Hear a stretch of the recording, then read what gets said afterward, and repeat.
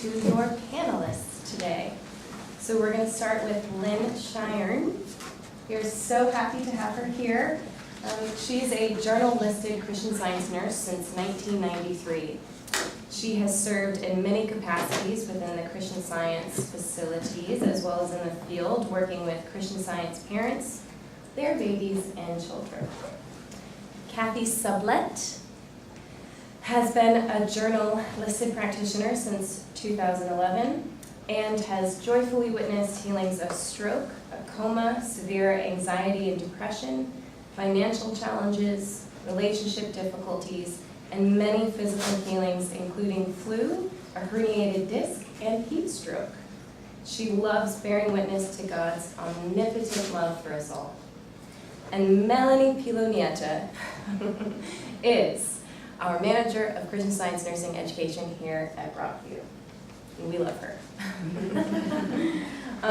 So I have been asked to share a rough outline for the day, so you all know what's coming up.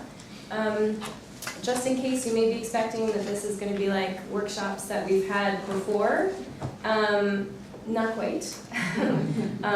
Those consisted of demonstrations, and instead, today, we will hear from our panelists on the importance of turning to God during the preparation for childbirth. And then we will have group discussions at the tables to explore some common issues and how to metaphysically resolve them. Melanie Pilonieta calls it a think shop more than a workshop. I like that. So again, our panel, our guides for today, would like our purpose to be about two things. First, that this think shop is distinctly about using Christian Science in preparation, like I mentioned. We won't be learning how to swaddle a baby or change a layette. Yeah. Amazing. I need to know what that is. Because those skills are often taught at other baby classes around town or in hospitals or birth centers. So we're not doing that today. The second purpose is that they really hope that you can use this day to make connections with each other, so that you can also create a support system and network, which is very important. And you can also network during lunch. So, which brings me to my next point. There will be lunch, and it's going to be yummy, and there will also be cupcakes. And finally, after lunch, I think, right? You're going to do it after lunch. We will be able to share fruitage from our breakout groups at the tables, and then we're going to hear closing arguments.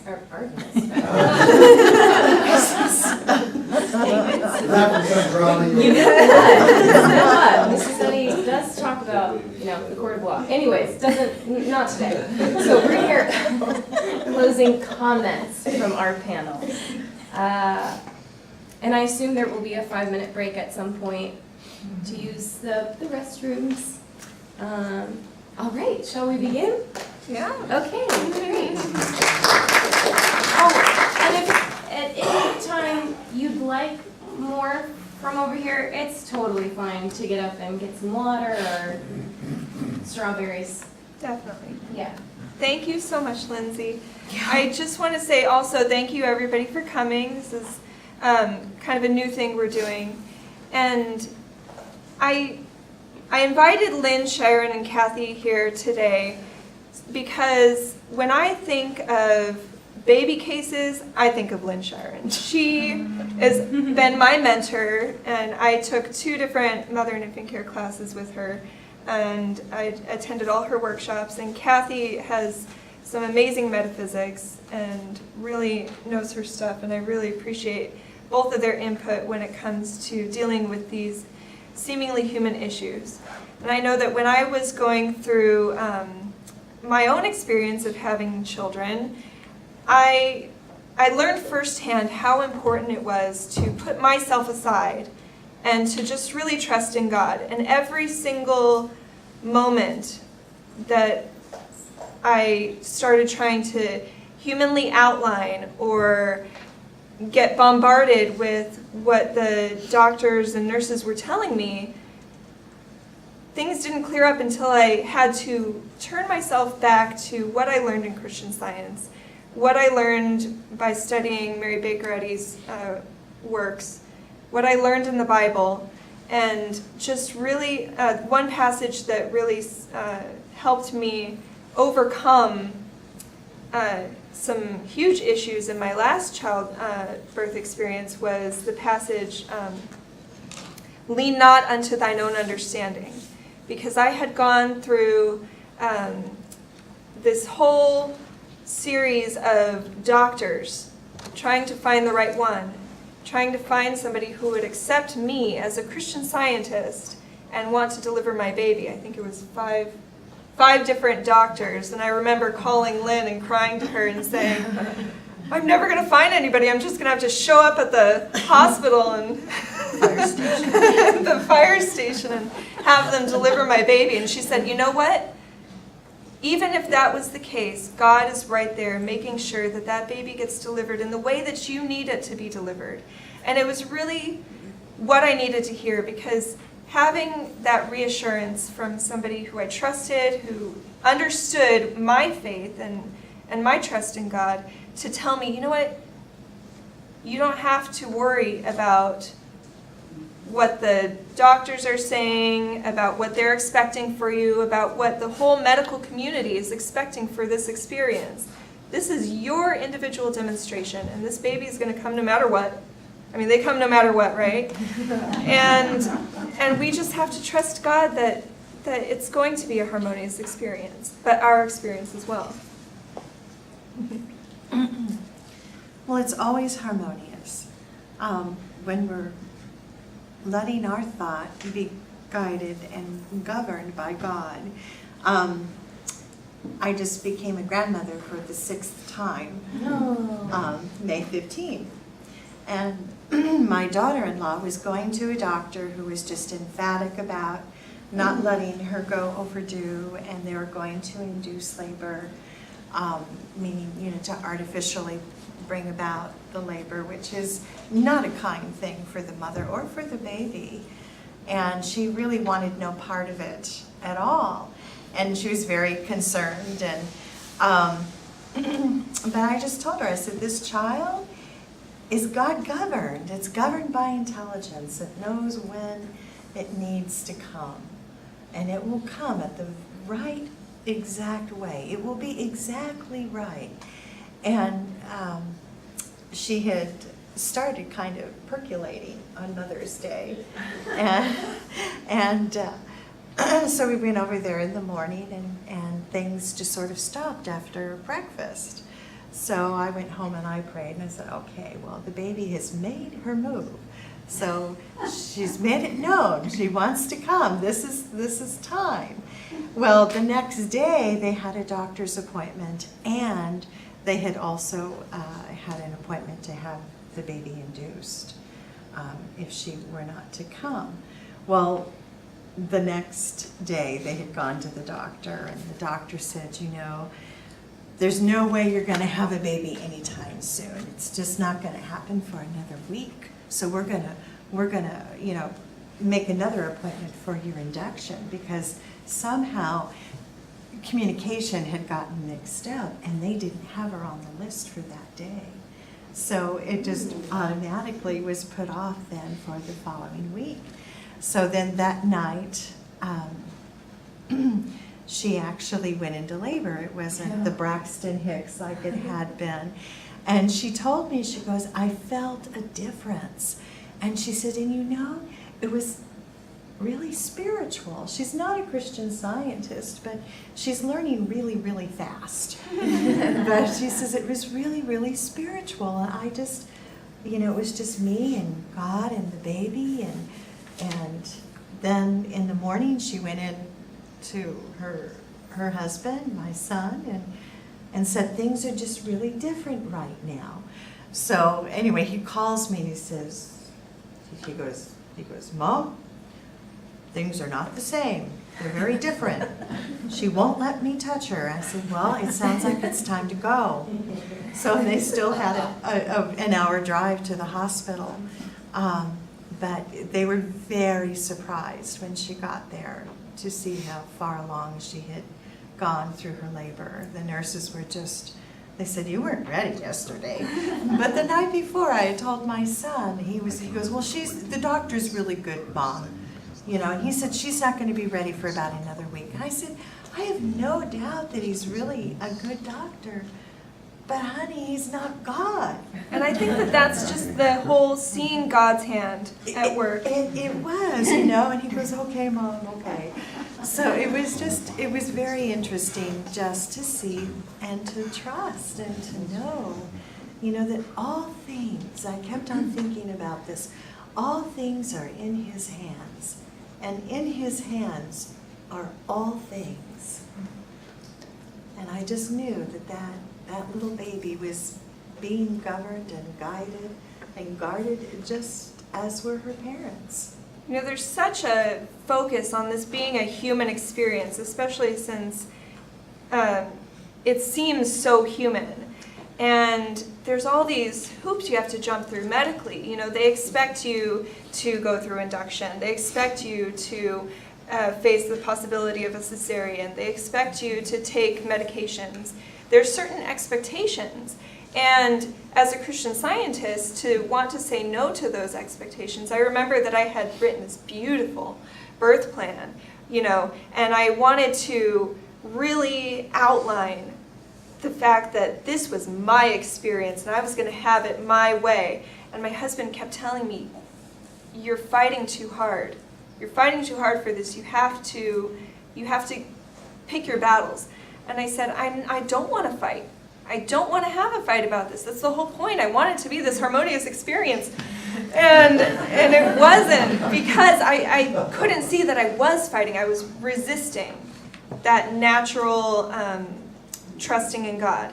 And I really had to stop myself and say, okay, forget about the birth plan. Just forget about it. And it wasn't until I had stopped trying to say, but I want this, not this, not this, not this, that finally I got everything I needed and everything I wanted. And it was just perfect. And the perfect doctor. It was amazing. And it wasn't until I stopped. Was that you weren't going to be vitriolic about it. Yeah. You know, she just let all that go and just really trusted God. Yeah. Yeah. So it wasn't easy to give up the reins. And because I had so much experience, you know, compiling references for childbirth and also so much experience as a Christian Science nurse and having had children before and having relied on this stuff before, I thought I knew exactly what I needed. But I think it's just a matter of, you know, like, whoa, Melanie, step out of the way. God knows what you need, you know? I always laughed when people would ask me, well, what doctor delivered your baby? And I'd go, you just stood there. You know, God and I did. God and I. And it's, right? And, you know, I always like to remember it's a matter of we're not applying metaphysical truths to a human situation. We're not starting with this human/material thing. There's one creation. It's God unfolding himself, and he's in control, start to finish. And so that really helps in terms of not reacting to because you'll get a lot of opinions. You know, as soon as people in the world kind of see that you're pregnant, boy, do they have a lot of advice. And I was just, I've got to go, you know, I have a meeting or whatever. And I think I heard my mother calling. Yeah, and I love this quote from Isaiah. It's so perfect. It goes, lift up your eyes on high and behold, who hath created these things, meaning all things, that bringeth out their host by number. He calleth them all by names by the greatness of his might, for that he is strong in power, not one faileth. And I really stuck with that during my labor and births. It was so comforting to me. It covered everything start to finish. And The other thing I think that's key is that I love where Mrs. Eddy says in Science and Health, the spiritual determines the outward and actual. Well, to me, that's the oneness. So what is the outward and actual? The outward and actual is the spiritual. That's it, it's spirit. There's one creation, and there's nothing ever happening outside of spirit, God's control. And just to relate experience I had a healing, I have a testimony in the November 1985 journal. During the birth of my first daughter, I was told that the cord was wrapped around her neck, and they kept taking the ultrasounds and all this. And I had a practitioner working for me, and so I just kept walking down that path of, no, I'm leaning on God. This is God. He's in control. And speaking of the C-sections, back then that was the big thing, and I found out later a lot of it was actually the doctor was concerned about lawsuits. So, there's always kind of that to be aware of, be wise. But I said, no, that's not going to happen here. And at one point they said, well, we can barely hear a heartbeat and so forth. But when we realize that it's in God's hands, it's like if we hear any report of anything that doesn't come from God. Well, who said that? Well, God didn't tell me that. And I had really been working and praying in Christian Science during the whole pregnancy. So all of a sudden then, the nurses were with me in the labor room, and the doctor came in and said, well, she's ready for the delivery room. And so that was it. And I thought, what struck me too was after Melissa was born, that one of the nurses, I remember, I can still hear her voice, she was exclaiming, oh my gosh, she's so healthy. And I thought, how strange. Well, of course, it was so weird to me, because my focus was, well, God was telling me of His creation.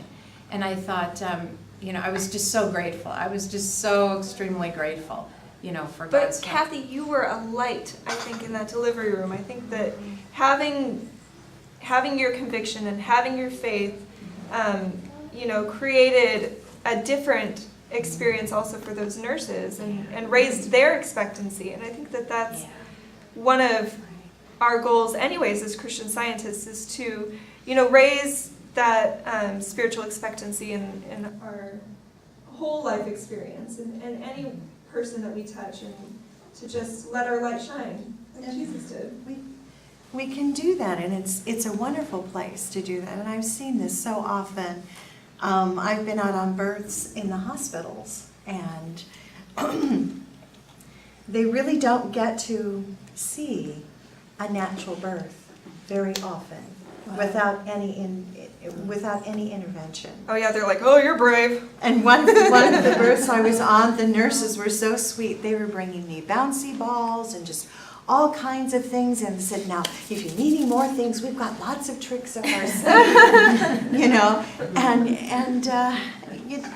here's this mother who gave birth completely naturally, and, it started out in the hospital. They have their things that they do.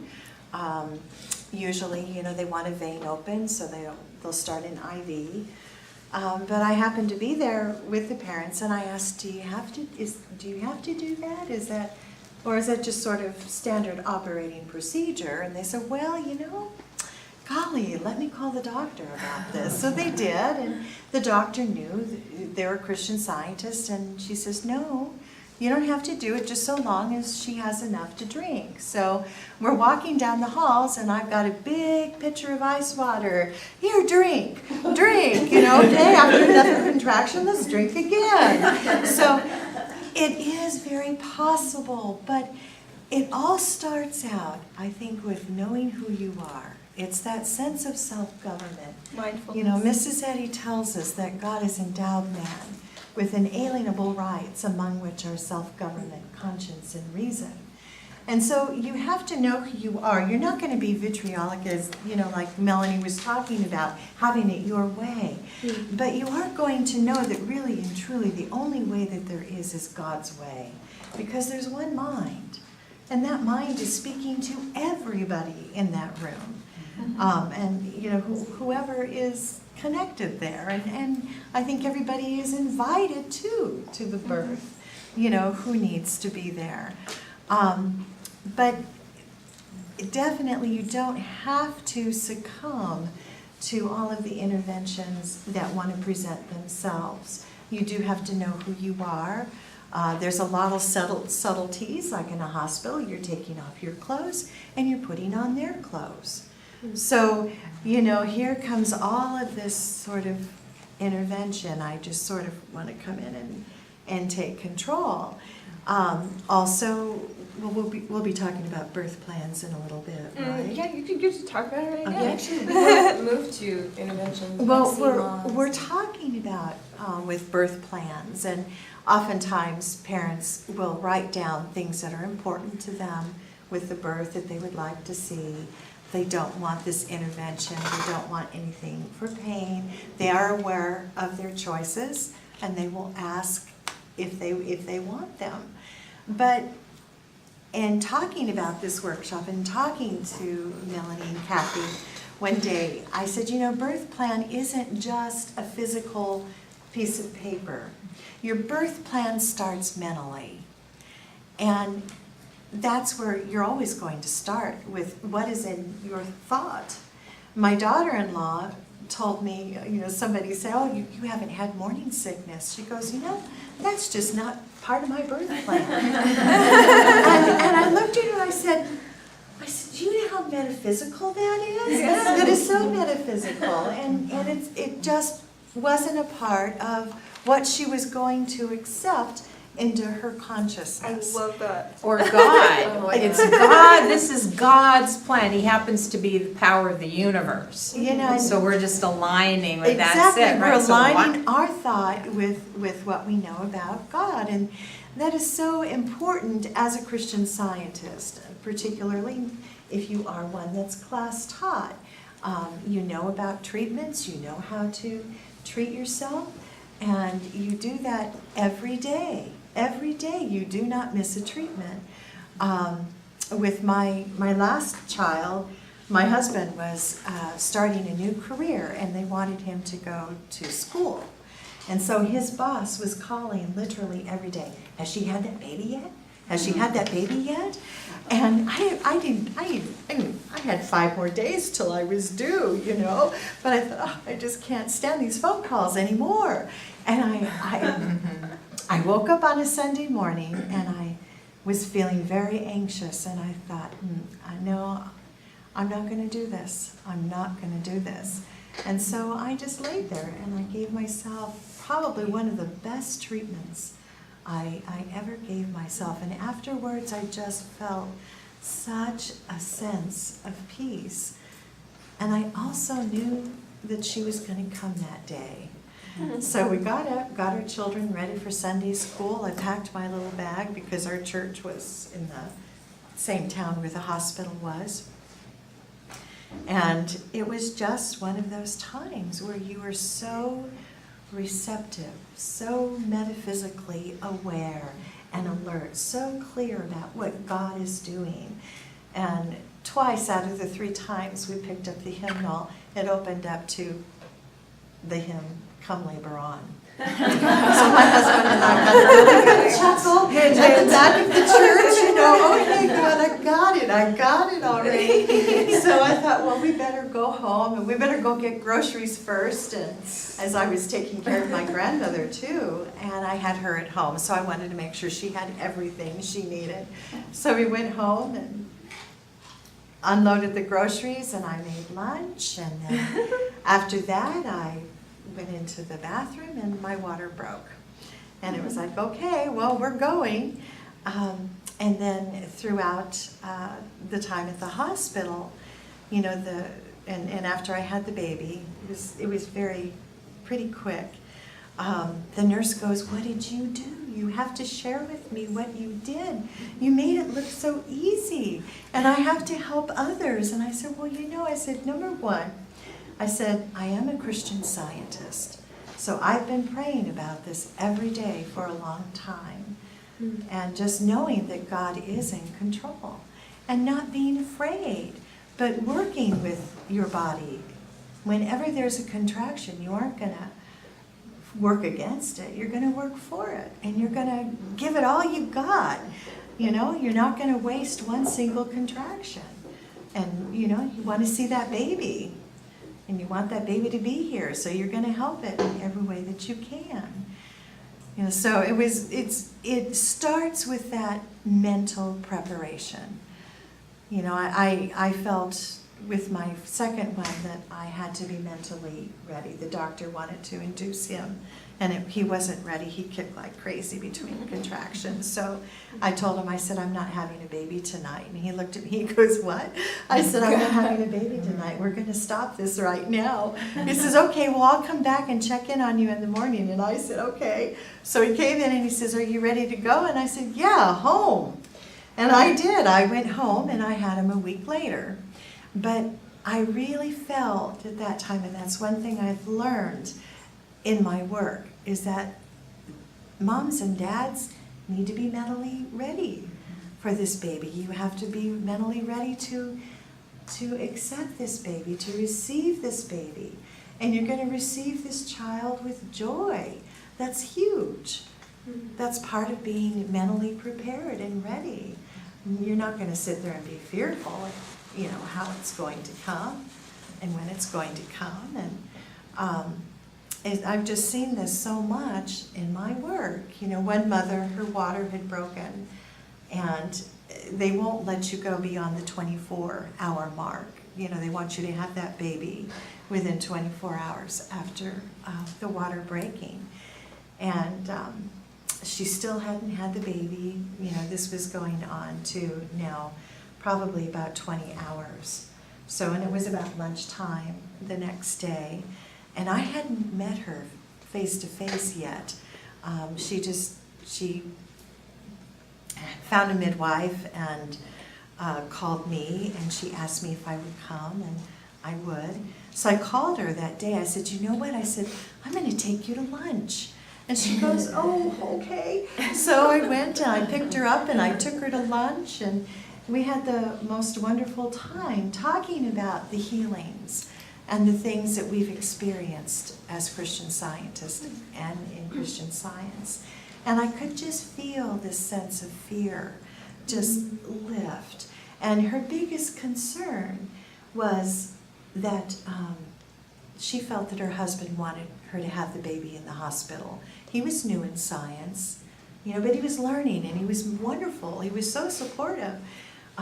But as soon as we talked through that fear and got over it, when we paid the bill and went to the car, she started having contractions right away, and that baby was on her way, you know, within just a couple of hours later. So I've seen so often the importance of having that mental preparedness. And that mental preparedness starts right at the beginning when you found that you've conceived or are cherishing the idea of conceiving or thinking about having a baby. You know, and then thinking about what your birth plan is mentally. What is your birth plan? And Lynn has a great list of how to prepare, if you want to share that with it. It's in your packets, a list of how to prepare for childbirth. And I really think that everything on this list is just so wonderful. I'll let you. Well, we've talked about how it's mental and to pray without ceasing. You know, I worked with my Christian Science teacher with my last child every day. We worked together and we would talk over different ideas. And it was just, gosh, it was such a growing time.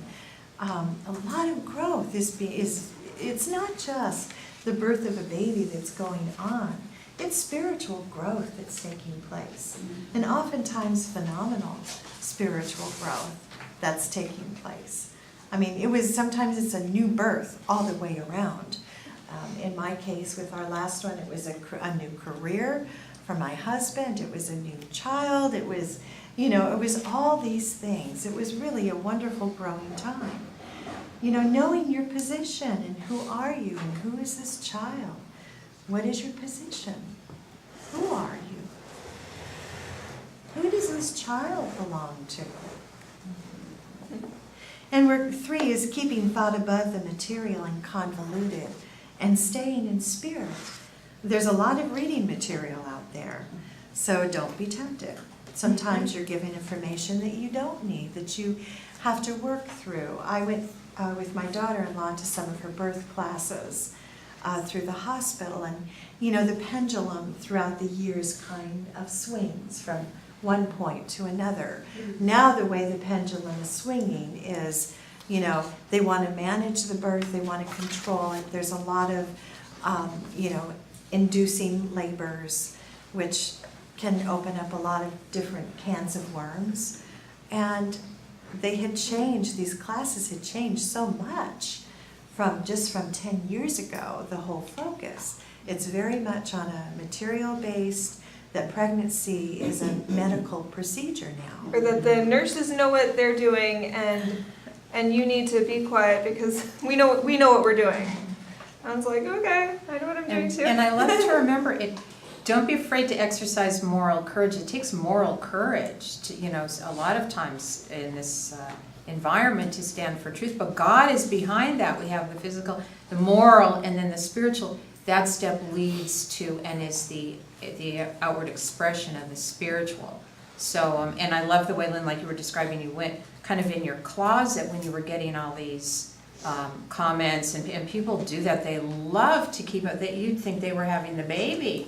Has it come yet? And one of my girlfriends who is a Christian Scientist, well, she decided that with her second one, because she had all the inquiries, that she was going to say that her due date was later than it really was. So when you try to humanly manipulate, so what happened? So when the baby came a month early, oh my gosh, is it premature? So then you have the fear. So that's it. God will protect you. Go in your closet, and you just won't have that in your experience. He's behind that. So. And it's not even just reading material. Sometimes it's, just comments. I remember I was on a flight to the Cedars camps, and I was pregnant, and the lady next to me liked to tell me about how her birth experience, and she had a miscarriage because she took a flight on an airplane, and I thought, thanks for sharing that with me, and I really had to work through that, and so it comes at all angles. You really have to know yourself and be able to protect yourself and stand porter at that door of thought. Well, like Paul says, to bring every thought into captivity to the obedience of Christ. And that's what we're doing. We're being obedient to the Christ. And we're just not going to let those other thoughts in. We have to remember that pregnancy, it's a normal human condition. It's not a medical procedure. The female body was meant to give birth, and so every part lends itself to the whole. That even means afterwards. That means with breastfeeding. Now we have lots and lots of lactation consultants, which have been really, really helpful in many situations. But it's also sort of created an extra science. An extra fear And that you're not going to be able to do this or know how to do it, or your baby's not going to want to do it. Well, there's so many what ifs, and I do this in my practice all the time with many, many issues.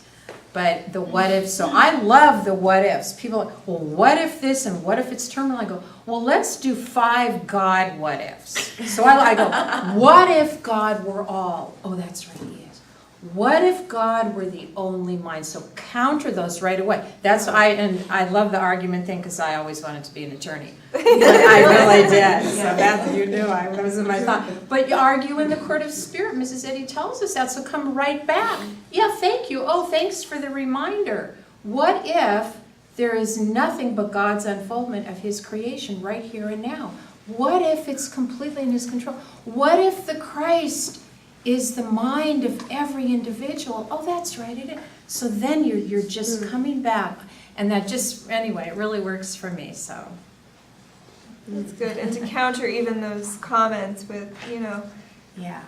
I'm appreciative of your sharing that, but this is, what if God was in control? I like that. Yeah, what if that didn't happen? And I always say to people, well, thank you very much for the unsolicited advice. And my advice for you is don't give unsolicited advice. That's okay, we can say that right there, and they'll back off. These little ideas are already intelligent. And I know with my first grandson, when my daughter found out she was pregnant with him, she was sent home from the doctor's office saying, you know, you're going to be having a miscarriage and, you know, come back and see me at the end of the week. There's no way that your body, you know, can support a pregnancy at this time with all the medical things that they were looking at that moment. So she called me, and I went over after work, and I looked at her and I said, don't you dare accept this. This little child has made its appearance, and you don't have to accept the verdict of what the doctor says. You know, her and her husband were very much in mourning when I walked in, and so I said, you know, we're just going to go along and we're just going to know who's in control here, that God's governing this child. This child is obedient to the very mind, the very intelligence that created it. I didn't know it was a him yet, but I referred to him as a him. So anyway, a week later, she went back to the doctor, and the doctor's shaking his head, and he says, you know, I don't understand why you're still pregnant. This just shouldn't be. So another week later went by, and I went with her to the doctors, and they're going to look at and see, do an ultrasound. And he looks at me, and he holds my hand and goes, I just don't know if we're going to see anything. I said, well, I said, I kind of think we will. So we're standing there, and he's doing the ultrasound, and right away, here's this little heart just beating and beating and beating. And so he looks at me, and he looks at my daughter, and he goes, I don't understand this. And she said, well, there's been a lot of prayer, and he was of a different faith, you know, and he said in his accent, he goes, well, this keeps up, I'll have to convert. So anyway, you know, our grandson made his appearance, you know, months later, and he was, you know, healthy and perfect. But, you know, it talks about in Isaiah, I knew you from the womb. You know, it talks about how every hair on our head is numbered by the Father. Well, this little idea, same thing with him. He didn't have a lot of hair, maybe he did have some. But, you know, we just can't accept these verdicts, and we don't have to accept the fear, and we can stamp out that fear. In fact, when I was looking for something for you in Christian Healer, I had read where she said, find the fear and stamp it out until there's nothing left. Find the fear. And so if there is something that isn't awry, or isn't right, you know, when a doctor tells you or someone you love that something isn't going to come out right with this pregnancy, find the fear. What's the fear lurking in consciousness there? And I like to remember that we're not merging the material with the spiritual, and the materia medica today would really have us start with, well, here's the, you know, the drug you should take, and here's what we do in this environment. But we can separate what the carnal mind is saying. In other words, anything that's opposing perfection, reality. Did God say that? What? No. And I love to remember this. I always work with this. That anything that's not good, well, it's the carnal mind reporting what it sees of itself. There is God, all, the only mind, and then there is nothing. There is belief, lies, suggestion, whatever it is, and we can lump that. It's clearly delineated. There's light and dark, which is nothing. And so I just counter again what the carnal mind will report. And I think, well, thank you for being so horrific and the opposite, the 180 of reality. Because that reminds me, oh, it's that extremely great and perfect. And we really need to be radical in turning to the spiritual and put everything under that umbrella, well, because it already is. So we're just aligning our thought. And the creation is, I love where Mrs. Eddy says in Science and Health, it's so brilliant. She says, God creates and governs the universe. That's present tense. I think of that all the time, and it's so relevant to that. It's occurring at this moment. The only reason we're here, the only reason that we're alive and expressing all of God is because He's creating us at this moment. There isn't, okay, there's this creation, there's this little new individual, and I'm just going to toss it out, and okay, there's my creation, and I'm going to go over here and do the next one. It doesn't happen that way. It's dynamic. Progress is the law of God, and that's true in every aspect of our experience. So I love that. It brings such comfort that God is, He's right there. He's on it. He doesn't leave any tiny speck of His creation, ever. Yeah, I think one of my biggest fears was that my faith wasn't going to be respected, that my Christian Science beliefs weren't going to be recognized. And I remember when I was doing some research for this workshop, and I was reading on vaccine laws, and I kept coming across there's no exceptions, no exemptions for religious beliefs in terms of vaccinations in the state of California. And it kept coming up to me, no exceptions, no exemptions. And it was so like, I was so downtrodden. And then at a meeting later on, Tracy, our activities director, read something about how no one is exempt from their faith in God, or something to that effect. And it was exactly what I needed to hear. And I thought, yes, there are no exemptions from our faith in God, from trusting God, from being one with God. That is what we need to hold to. Mm-hmm. Not that you're not allowed to say no to this, and that. You're not allowed to say no to these interventions. You're not allowed to say no to everything that the world is going to push on you and your child.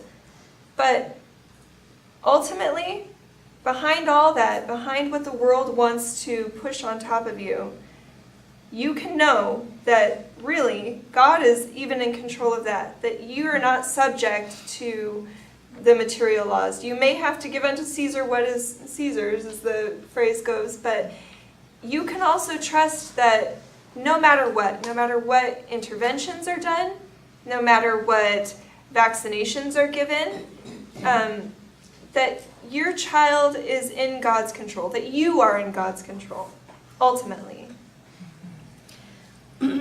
And number 5, it's listening to divine guidance when deciding who will deliver your baby, and to pray to find the right idea is for you. I had a midwife tell me that, there is a midwife and there is a doctor for every one of us, one that is exactly right. And Melanie, I love your story. I share that with oh, sure, yeah. Yeah, that's great. When I found out I was pregnant, in my second pregnancy, it was hard to find a doctor who would accept me. And the first doctor told me, no way, we saw your birth plan and we don't want to have anything to do with you. And the second doctor told me the same thing, and the third doctor told me the same thing, and then we found an office that would accept us, but it was kind of scary. And so I was feeling very disheartened, and one of the doctors told me that I would never find anybody who would be willing to work with me because my birth plan was too extensive, and they thought I was too much issues, and by then I was 7 months pregnant. And I was very discouraged. I was feeling like I would never find anybody who would give me the care that I needed and the prenatal care, and I felt that really all I had left was my trust in God and knowing that I had, you know, at least the fire department. We joked about it, that I would just, I said, I'm just going to go to the emergency room and I'll just give birth in the parking lot at the hospital. And finally, once I let go of it all, I said, fine, I'm going to just take the birth plan off the table. And I'm going to trust in God. And I talked to the office, and she said to me, I talked to the nurse, and I said, don't read any birth plan. If you've got a copy of the birth plan from the other office, just throw it away. And she said, well, what's in it? And we talked about it, and she said, well, that all sounds pretty reasonable. And I said, okay, so you'll accept me? And it worked out, and she ended up being really amazing, just completely accepting of everything that I had wanted. And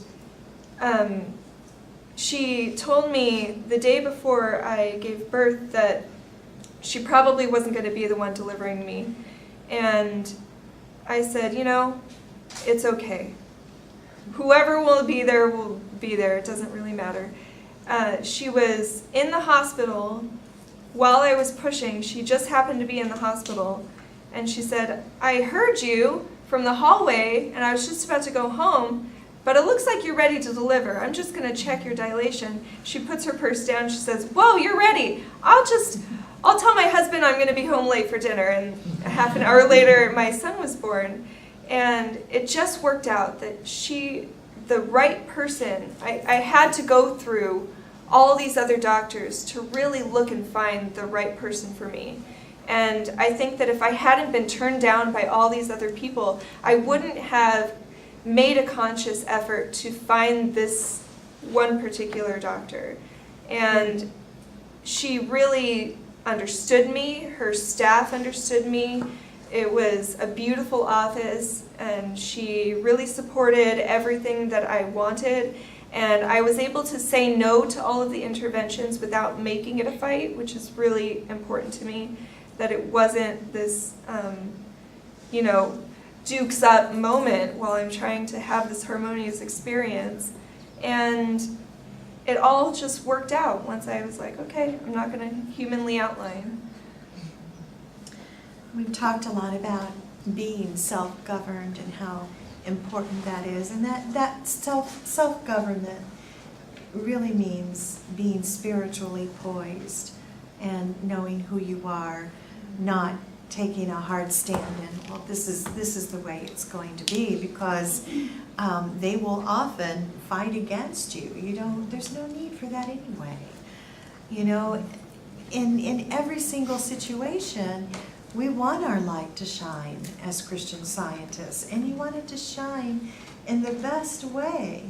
And you don't want people to go away thinking, well, who's this? You know, it just doesn't, but Yeah, I was being labeled as difficult. we don't need to be, but rather when we really trust and know that God is governing, even in this whole situation, you just don't know how it's blessing others, and it is blessing others. It always is. I've had I've had nurses in the hospitals come and talk to me. Oh, you're a Christian Science nurse? I'll be back. I've got to talk to you about this. You know, and it was a lot of fun just being able to share what it is that we do. But, you know, it's that spiritual poise that is so very, very important, and that light that you're going to shine through what you know about God in Christian Science. And that sparks something in my thought line, that we shouldn't underestimate what we have to offer to others, and not label them, oh, well, you're an RN or you're a doctor, because they're thirsting for this too. I've talked to people who come to me in my practice, RNs and therapists and people who, and they think, because they're sort of mulling around at this level of grappling with the problems, and they want a solution. These are good people. These are moral, upstanding people who mostly in their heart, they really want to help, but they don't see healing. They don't see complete healing. We can have so much to offer, and they're very receptive to it. And I've talked to several RNs who they work in hospitals, and they recommend to people to not get vaccinations. I mean, they specifically say don't get this. And even one nurse I talked to, she kept a chart of people who came to her and the people who got the like the flu shot or whatever, and people who didn't, and the people who got the shot actually got sick more often. So anyway, I think yeah, if we just, like you're saying, just freely offer and say things, I think Christian Scientists, we tend to be so humble and we hesitate to share, but God will tell you how to do it in just very natural, loving, but very uplifted way, and that can make a huge difference to others. I've often just will ask questions, you know, oh, what is this for? Do we have to do this? And so often they'll think, I don't know, because it's such a standard operating procedure. What is that? They haven't really checked. It's like, oh, it's just like with the IVs, like, oh, I don't know. Let me go check and see. Pitocin afterwards, I was really adamant that I didn't want any Pitocin, and they said, well, it's standard, we just give it to everybody. And I said, but I can decline, right? Well, yeah, you can decline, but we really recommend you don't decline. I'm like, okay, but I can decline, right? And so it got to the point where after the whole experience, she said, look, and you didn't even need the Pitocin, and you got everything you wanted. I said, okay. Yeah, and they love seeing that. They love seeing that, but also you have to take a stance, or they're going to say, it's standard, we do it all the time, everybody gets it, because we don't want this, this, and that. It's like, well, I'm not expecting this, this, and that.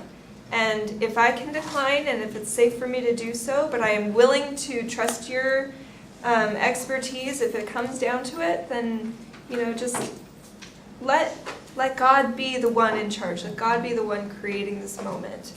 But also, you know, you don't have to be afraid to take a stand. You had said earlier, we talked about that a lot, about surrendering to Caesar those things which are Caesar's, and surrendering to God those things which are God's. And we can do that at the same time. You know, particularly, I think, in this situation,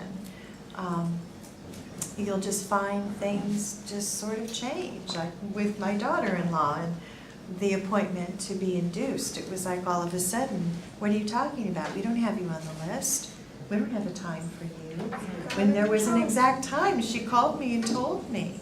You know, but that just disappeared. It wasn't a need. It was not her need. And it wasn't the need in the situation. And I think that, you know, we've talked a lot about the establishing in consciousness that you and the child include all, and that God is supplying every human need. And it's not just at that moment, it's for forever. You know, I know with our first child, my husband was very concerned about, you know, supply and where the money was going to come from, and, you know, how are we going to, you know, to support all of these things that a baby needs. And it's there. It's always there. You know, when these little ideas come into this human experience, they do come with everything. And that includes the way to go to college. It does. You know, it's a complete idea. So it's complete all the way around. We talked about treating yourself daily with prayer and how important that is, and enjoying and loving the spiritual growth that comes along with that. One mother I was working with, she was supposed to have her baby at a birth center, and she had gone to the birth center. Well, no, she was. They were waiting for this baby to come, and she just kind of was playing the James Cagney song, "Shall I Go or Shall I Stay?" kind of a thing. And so I told her, I said, well, Stephanie, it's time for this baby to be definite. It's time for the definiteness of mind to come out. So she said, well, I don't know what to do. And I said, well, you need to pray about this. You need to give yourself a treatment. You go and you treat yourself and you treat this baby, because she was very, very concerned. And then they were saying that also now it couldn't be born at a birth center. It had to be born at the hospital because they were expecting it to be a very big baby. And at that time, if the babies were going to be 9 pounds or over, they had to be born in the hospital. So she was very concerned about that too. But she was really obedient, and she really treated herself. And she said, okay, if we have to go to the hospital, that's all right. You know, there must be a really good reason for this. She had a 12-pound baby naturally.